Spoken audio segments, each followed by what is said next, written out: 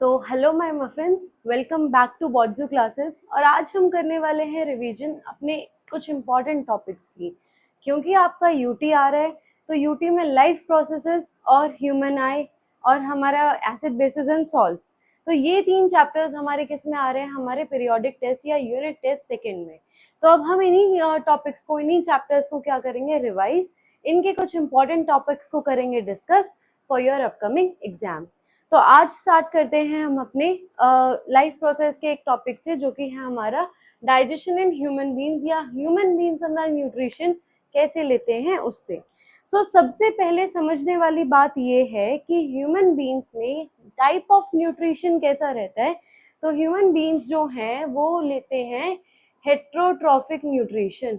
Heterotrophic nutrition, hetero मतलब dependent, किसी दूसरे ऑर्गेनिज्म पे डिपेंडेंट, एंड ट्रॉफिक मतलब ऑब्टेनिंग न्यूट्रिशन, यानी किसी और ऑर्गेनिज्म की हेल्प से you are obtaining your nutrition, then you are heterotrophic mode of nutrition, you are following heterotrophic mode of nutrition. So आज हम डिस्कस करने वाले हैं complete digestion in human beings from mouth to anus. Okay, तो यहाँ पे हम तीन बातों का मेजरली ध्यान रखेंगे। वो तीन बातें कौन सी हैं? उन तीन बातों में सबसे पहला आता है ऑर्गन सीक्वेंस। सबसे पहले हम बात जो याद हमें रखनी है वो क्या है, हमारी ऑर्गन्स की सीक्वेंस। दूसरा, किस ऑर्गन में कौन सा एंजाइम फॉर्म हो रहा है, किस ऑर्गन में कौन सा एंजाइम फॉर्म हो रहा है। और तीसरी चीज, फंक्शन ऑफ द एंजाइम, या फिर वो पार्ट या किस पर्टिकुलर न्यूट्रिएंट पे वो एंजाइम जो है वो वर्क कर रहा है। Work and function of the enzyme, work and function of the enzyme. तो इन तीन बातों को हम बेसिकली क्या करेंगे, याद रखेंगे for every step in are digestion. Her step में, पूरे डाइजेशन के हर स्टेप में हमें ये तीन बातें जरूर याद रखनी है, जरूर नोट करनी है, क्योंकि सीबीएसई बोर्ड हो या फिर आपके यूनिट टेस्ट हो, क्वेश्चंस अराइज होते हैं यहाँ से। आपका अगर पूरा डाइजेशन भी आता है 3 या 5 नंबर में, तो भी आपके मार्क्स जो हैं वो बेसिकली डिसाइड होते हैं इन्हीं तीन टॉपिक से। तो आज की क्लास स्टार्ट करते हैं। सबसे पहले हम क्या बनाते हैं, diagram of human beings of digestive system. तो आप जो है साथ के साथ डायग्राम अपनी नोटबुक में नोट कर लीजिए। अगर आपने ये टॉपिक पहले नहीं भी पढ़ा है, you just have to carry your NCERT book and a copy and pen.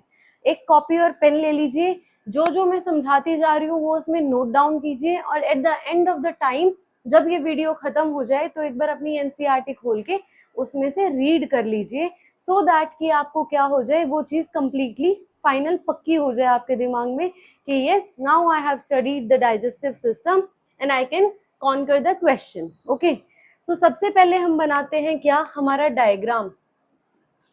किस चीज का diagram? Of digestive system in human beings, digestive system in humans.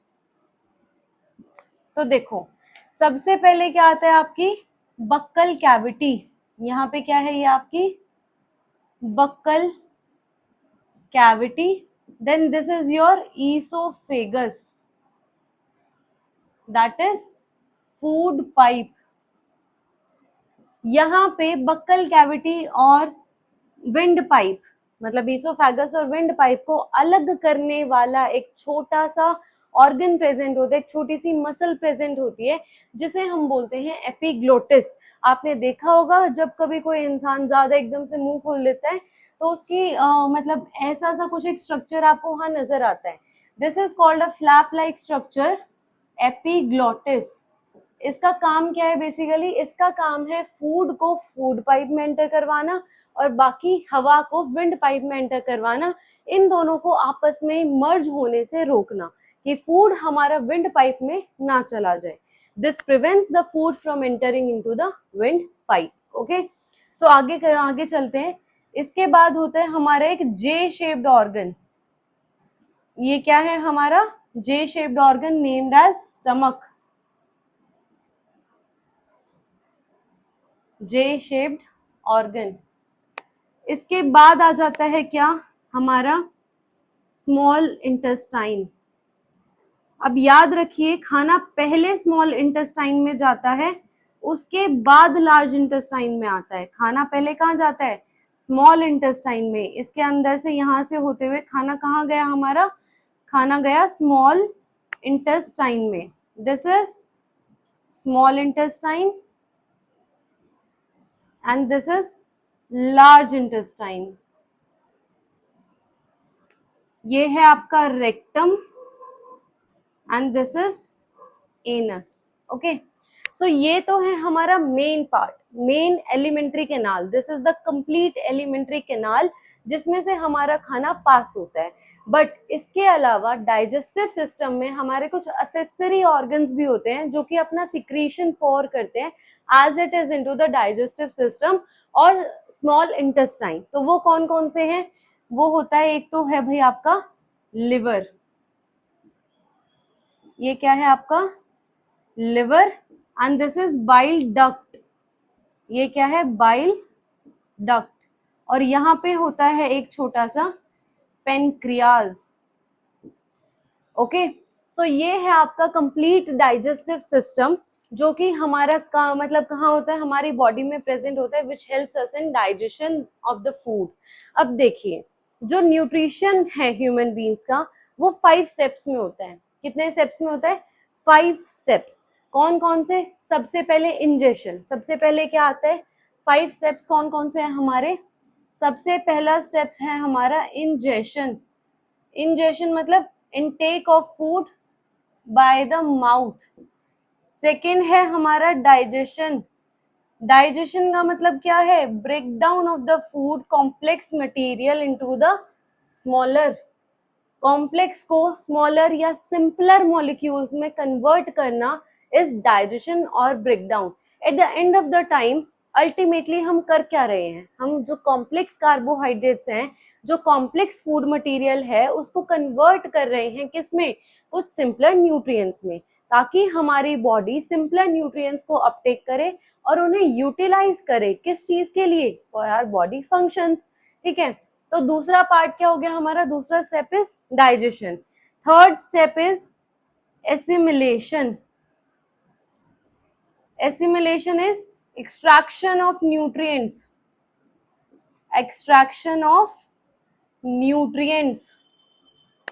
Fourth step is absorption. अब जितने nutrients हमने यहां से एक्सट्रैक्ट किए हैं उन सबको हमें कहाँ पहुंचाना है? हमें डाइजेस्टिव सिस्टम से ब्लड में पहुंचाना है, ब्लड में एब्जॉर्ब करना है। Fifth part is excretion. जो भी फालतू वेस्ट मटेरियल बचा जिसका हमारे डाइजेस्टिव सिस्टम से कोई लेना देना नहीं है, हमारी बॉडी को उसकी कोई जरूरत नहीं है, वो सारा का सारा एक्सक्रीट हो जाएगा using the anus of the body.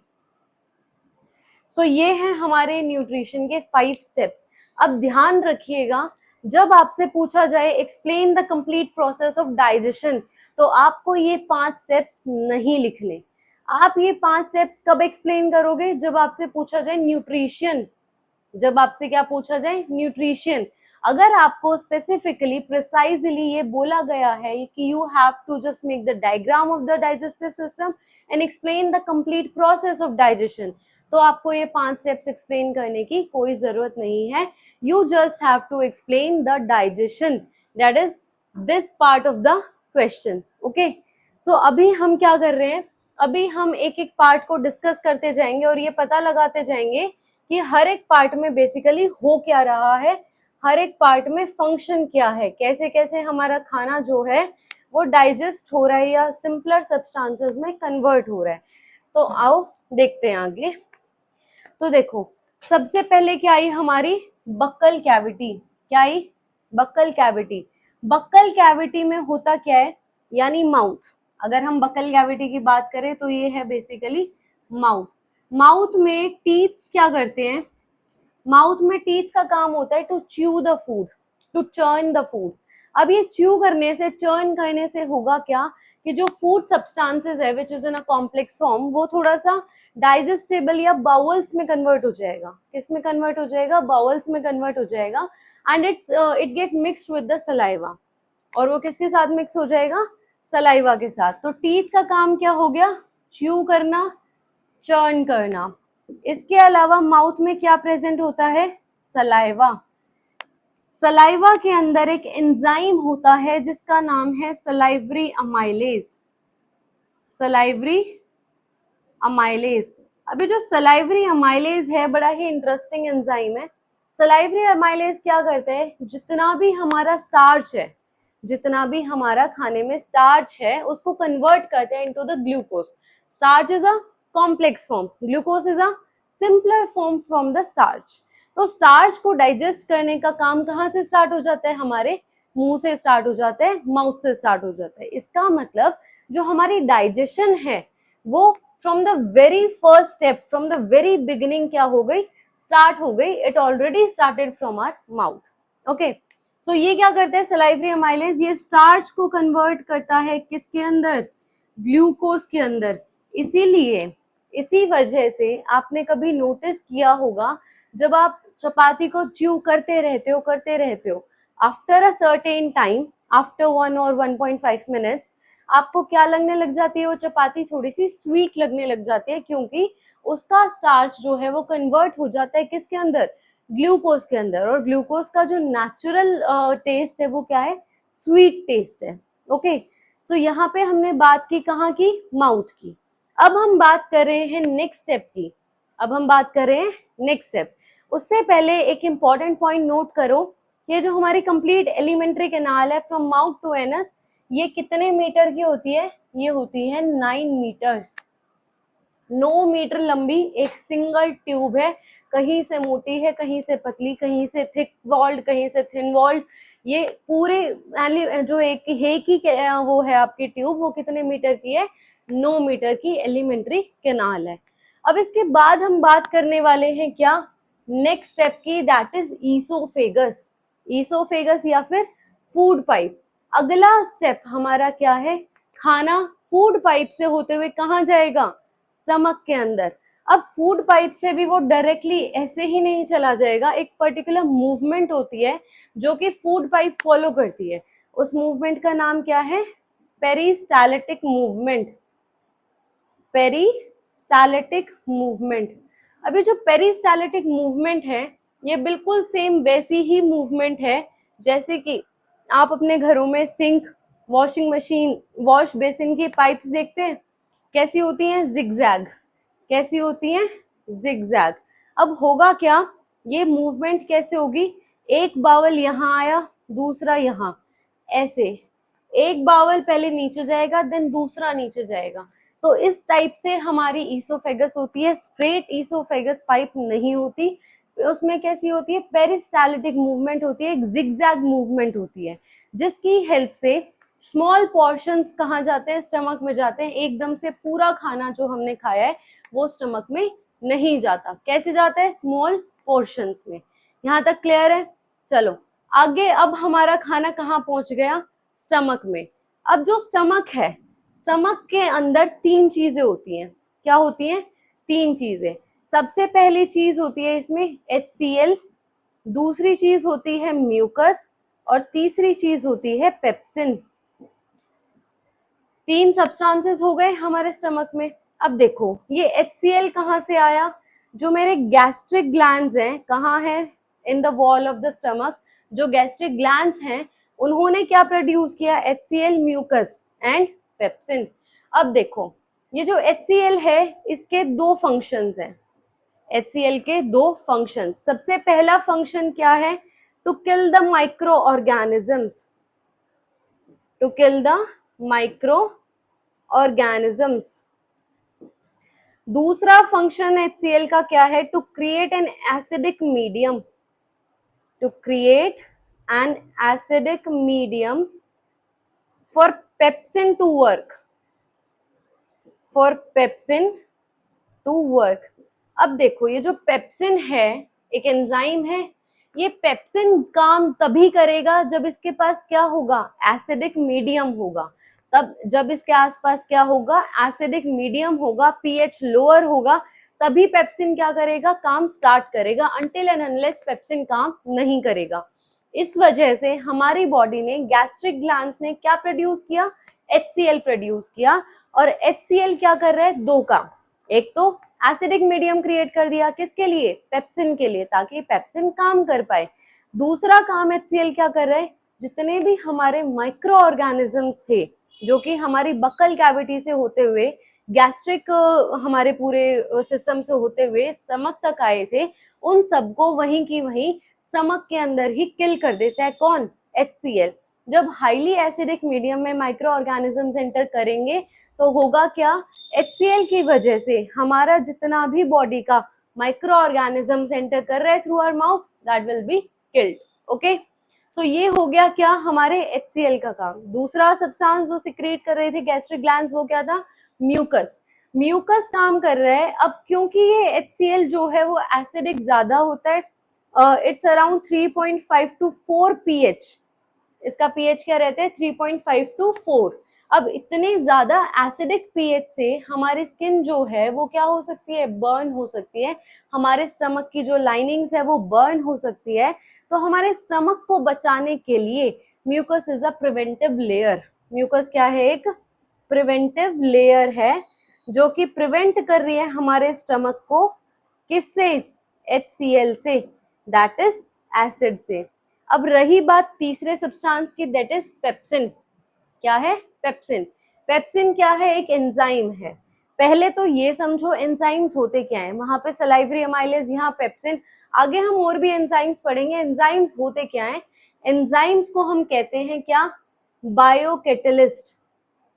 Enzymes को हम क्या बोलते हैं भाई, बायो कैटलिस्ट। बायो का मतलब लिविंग, कैटलिस्ट का मतलब ऐसे सब्सटेंसेस जो रेट ऑफ रिएक्शन को बढ़ा देते हैं, यानी रिएक्शन को और जल्दी कर देते हैं। समझ आ गया। तो एंजाइम्स क्या है, enzymes are some bio catalyst जो कि हमारी बॉडी में प्रेजेंट है। बायो वर्ड है, दैट इज लिविंग। तो एंजाइम्स कहाँ होंगे, लिविंग ऑर्गेनिज्म के अंदर।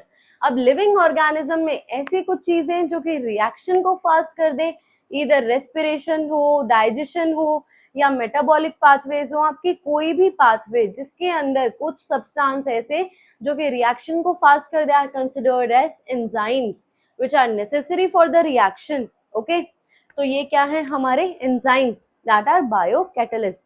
Remember this point, this is very important from your exam point of view. आगे चलते हैं। तीसरी चीज क्या थी हमारी, पेप्सिन। अब pepsin is a enzyme which breaks proteins. अब ये पेप्सिन किस पे काम कर रहा है, प्रोटीन्स पे काम कर रहा है। और प्रोटीन्स को किस पे कन्वर्ट कर रहा है, प्रोटियोन्स में। किसमें, proteoses. Protein complex form, proteoses simpler form. Simple क्या कर रही है, प्रोटीन्स का डाइजेशन कर रहा है। कहाँ, स्टमक के अंदर।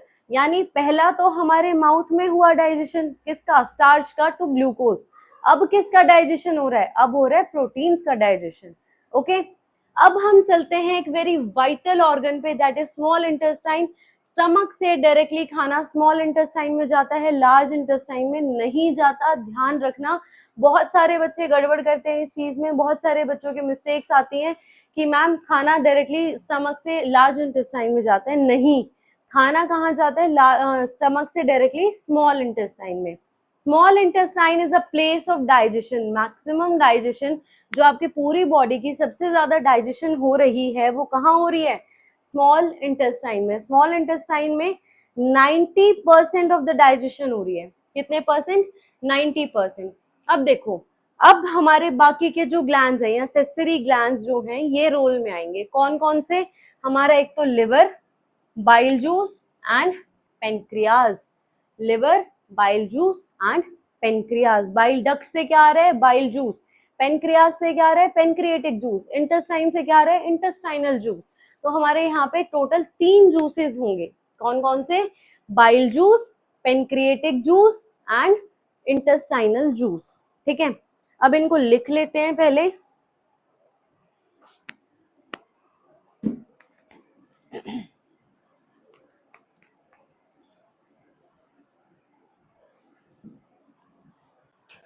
देखो स्मॉल इंटेस्टाइन का हम यहाँ लिख रहे हैं, तो स्मॉल इंटेस्टाइन में कौन कौन से 3 जूसेस आए? सबसे पहले आया क्या? हमारा बाइल जूस। बाइल जूस कहाँ से आया? बाइल डक्ट से आया, ठीक है। बाइल जूस के बाद हमारा क्या आया? Pancreatic juice. क्या आया स्टूडेंट्स? Pancreatic juice. और तीसरे नंबर पे हमारा स्मॉल इंटेस्टाइन ही सिक्रीट कर रहा है क्या? Intestinal juice. Intestinal juice, okay. So ये 3 जूसेस हमारे आ रहे हैं कहाँ पे? हमारे स्मॉल इंटेस्टाइन में, where 90% of the digestion takes place. 90% digestion कहाँ हो रही है? स्मॉल इंटेस्टाइन में। किसकी हेल्प से हो रही है? 3 जूसेस की हेल्प से, 3 एंजाइम्स की हेल्प से। कौन कौन से?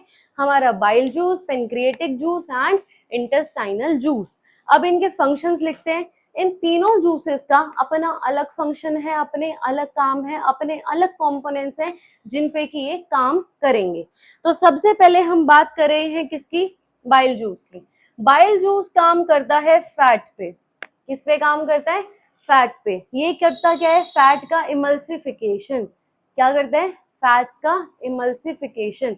इमल्सिफिकेशन क्या होता है? बेसिकली ज्यादा कुछ नहीं, जैसे सोप काम करते हैं, सिमिलरली वैसा ही कुछ काम होता है कि सोप जैसे डर्ट मतलब कपड़ों से डर्ट बाहर निकाल लेते हैं, वैसे ही बाइल जूस जो है फैट मॉलिक्यूल्स जो हैं, बड़े फैट ग्लोब्यूल्स, उनको छोटे छोटे फैट ग्लोब्यूल्स में कन्वर्ट कर देता है फॉर इजी डाइजेशन, ठीक है। तो यहाँ पे क्या है?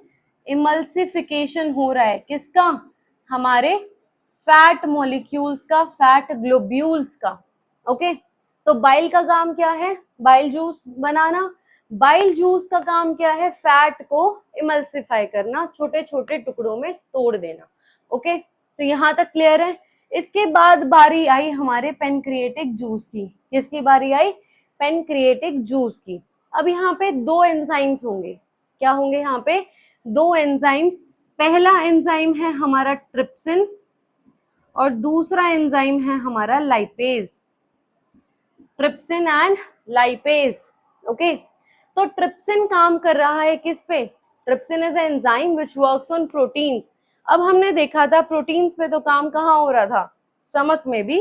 तो यहाँ पे काम हो रहा है प्रोटीन्स की सिंपलर फॉर्म पे, दैट इज प्रोटियोन्स। किस पे काम हो रहा है? Proteins and proteoses. इसके अलावा जो लाइपेज एंजाइम है वो काम करता है इमल्सिफाइड फैट पे। किस पे काम करता है? इमल्सिफाइड फैट को डाइजेस्ट करने का काम किसका? लाइपेज का। यानी फैट्स को, जो फैट ग्लोब्यूल से जो अब छोटे छोटे हिस्सों में टूट चुके हैं, उनको कौन डाइजेस्ट करेगा? उनको डाइजेस्ट करेगा हमारा लाइपेज। क्लियर है यहाँ तक? अब बारी आई हमारे तीसरे जूस की, जो कि है very important juice, that is intestinal juice. क्या है? Intestinal juice. अभी जो इंटेस्टाइनल जूस है वो फाइनली सारे के सारे प्रोटीन्स को किस में कन्वर्ट कर देता है? अमाइनो एसिड्स में। किस में कन्वर्ट कर देता है बच्चों? Amino acids. इसके बाद जितने भी फैट मॉलिक्यूल्स थे, जितने भी फैट मॉलिक्यूल्स थे, उनको कन्वर्ट कर देता है फैटी एसिड। उनको किस में कन्वर्ट करते हैं? Fatty acids. और फैटी एसिड्स किस में कन्वर्ट हो जाते हैं? ग्लाइसरोल में। ग्लाइसरोल क्या है? Glycerol is animal starch. Glycerol को क्या बोलते हैं? एनिमल स्टार्च बोलते हैं। ग्लाइसरोल को एनिमल स्टार्च बोलने का रीजन ये है, स्टार्च जो प्लांट्स होते हैं उनमें खाना किस फॉर्म में स्टोर होता है? स्टार्च की फॉर्म में। हमारी बॉडी में जितना भी खाना है, जितनी भी एनर्जी है, वो स्टोर होती है इस ग्लाइसरोल की फॉर्म में। तो इसीलिए ग्लाइसरोल को हम और क्या बोलते हैं? It is also called as animal starch, okay. तीसरी चीज जिसपे ये काम करता है वो है आपके कार्बोहाइड्रेट्स। क्या है आपके? कार्बोहाइड्रेट्स। कार्बोहाइड्रेट्स को ये किस में कन्वर्ट कर देता है? ग्लूकोज में। किस में कन्वर्ट कर देता है? ग्लूकोज में। इसका मतलब जो हमारा इंटेस्टाइनल जूस है वो किस पे काम कर रहा है? 3 चीजों पे काम कर रहा है। सबसे पहले वो काम किस पे कर रहा है? प्रोटीन्स पे। प्रोटीन्स को किस में कन्वर्ट कर रहा है वो? Amino acids. Amino acids is the simplest form of proteins. उसके बाद वो किस पे काम कर रहे हैं? उसके बाद वो काम कर रहे हैं कार्बोहाइड्रेट्स पे। कार्बोहाइड्रेट्स को किस में कन्वर्ट कर रहा है वो? ग्लूकोज में। then at the last and finally it converts fat into fatty acids and then glycerol. Okay, यहाँ तक क्लियर है? अगर आपको यहाँ तक याद हो गया है तो आपको 90% ऑफ द डाइजेशन याद हो गया. ओके, अब इसके बाद हम बात कर रहे हैं किसकी? स्मॉल इंटेस्टाइन से कहाँ गया हमारा खाना? लार्ज इंटेस्टाइन पे. अब बाकी का थोड़ा कुछ बचा हुआ खाना जो है वो कहाँ एब्जॉर्ब हो जाता है? हमारे लार्ज इंटेस्टाइन में. अब देखो यहाँ पे हम बात कर रहे हैं एब्जॉर्प्शन ऑफ फूड की. किसकी बात कर रहे हैं? Absorption of food. एब्जॉर्प्शन कहाँ होगा और कैसे होगा? एब्जॉर्प्शन कहाँ होगा और कैसे होगा? अब देखो, एब्जॉर्प्शन के लिए हमारी बॉडी में, एब्जॉर्प्शन के लिए हमारी बॉडी में स्मॉल इंटेस्टाइन में फिंगर लाइक प्रोजेक्शंस प्रेजेंट है. फिंगर लाइक प्रोजेक्शंस किसमें? स्मॉल इंटेस्टाइन में, जिनको हम क्या बोलते हैं? विलाई. क्या बोलते हैं? विलाई. अब होता क्या है, अगर हम इसके क्रॉस सेक्शन बनाए तो ये कुछ ऐसा दिखता है. ये हमारे स्मॉल इंटेस्टाइन की ट्यूब और इसमें ये क्या है? हमारी finger like projections that are villi. Okay, अगर हम इसी का दूसरा डायग्राम बनाए, ट्रांसवर्स सेक्शन, तो ये कुछ ऐसा सा दिखेगा आपको. अब इन विलाई के अंदर क्या होती है? विलाई के अंदर रिच ब्लड कैपिलरीज होती है. क्या होती है? Rich blood capillaries. Rich blood capillaries का मतलब बेसिकली यहाँ पे है बहुत पतली पतली ब्लड की ट्यूब्स. ओके, जहां पे क्या हो सकता है? डिफ्यूजन. क्या हो सकता है? डिफ्यूजन. तो होता क्या है, यहाँ से न्यूट्रिएंट्स डिफ्यूज होके कहाँ चले जाते हैं? आपकी ब्लड कैपिलरीज में. कहाँ चले जाते हैं भाई बच्चों? ब्लड कैपिलरीज में. अभी जो ब्लड कैपिलरीज हैं ये सारे के सारे न्यूट्रिएंट को लेती हैं और कहाँ चली जाती हैं? आपकी पूरी बॉडी में जहां जहां उन न्यूट्रिएंट्स की जरूरत है वहां ट्रांसफर हो जाती हैं, ट्रांसपोर्ट हो जाती हैं. इसका मतलब हमारे ब्लड में खाना कहाँ से गया? विलाई से गया. विलाई में क्या हुआ? एब्जॉर्प्शन हुआ, जहां से हमारा जितना भी न्यूट्रिएंट है, जितने भी हमारे एसेंशियल मिनरल्स हैं, वाइटामिन हैं, एसेंशियल न्यूट्रिएंट्स है, सारे के सारे कहाँ से चले गए? यहाँ से ब्लड कैपिलरीज में. कहाँ चले गए? हमारे ब्लड में चले गए. ऑलराइट, अब इसके बाद क्या होगा? इसके बाद हमारा सिर्फ क्या बचा? Waste product. क्या बचा? वेस्ट प्रोडक्ट, जो कि लार्ज इंटेस्टाइन से होता हुआ, रेक्टम से होता हुआ, एनस से बाहर, बॉडी के बाहर एक्सक्रीट आउट हो जाएगा. अब एनस में भी क्या होती है? एक मसल होती है जिसको हम बोलते हैं एनल स्फिंक्टर मसल. क्या बोलते हैं? Anal sphincter muscle. Sphincter muscle क्या होती है? It is a muscle which regulates the movement. ये एक ऐसी मसल है जो मूवमेंट रेगुलेट करती है. एकदम से सारी चीजें बाहर नहीं एक्सक्रीट आउट करती. It excrete in some portions, छोटे छोटे पोर्शंस में एक्सक्रीट करती है. सिमिलरली यहाँ पे भी, हमारे स्टमक के यहाँ पे भी क्या होती है? एक स्फिंक्टर मसल प्रेजेंट होती है. क्या प्रेजेंट होती है भाई बच्चों? एक स्फिंक्टर मसल प्रेजेंट होती है which helps us into like movement of the food from stomach to the small intestine. अगर आपको वीडियो पसंद आई हो, अपने ग्रुप्स के साथ, अपने फ्रेंड्स के साथ इनको शेयर करें. बाकी आज के लिए इतना ही. अगला टॉपिक अगली क्लास में. Okay, enjoy.